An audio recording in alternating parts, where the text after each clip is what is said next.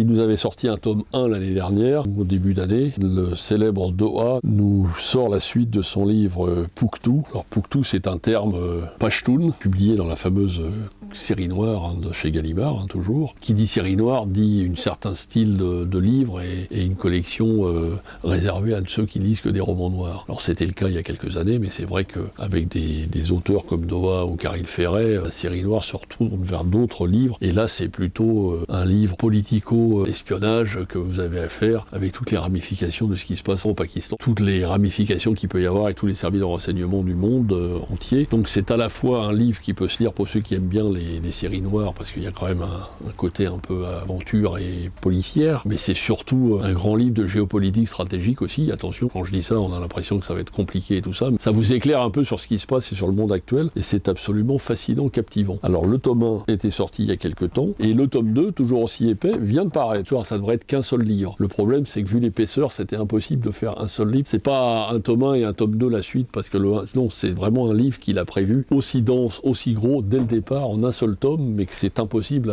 d'un point de vue pratique à réaliser, donc c'est pour ça qu'ils ont fait 2 tomes. Et n'ayez pas peur de l'épaisseur, ça se lit très bien. Il faut rentrer dedans au début, les personnages, il y a une mise en place, toutes ces ramifications se raccordent entre elles et on apprend plein de choses et il y a plein d'endroits où ça se passe dans le monde et c'est absolument passionnant.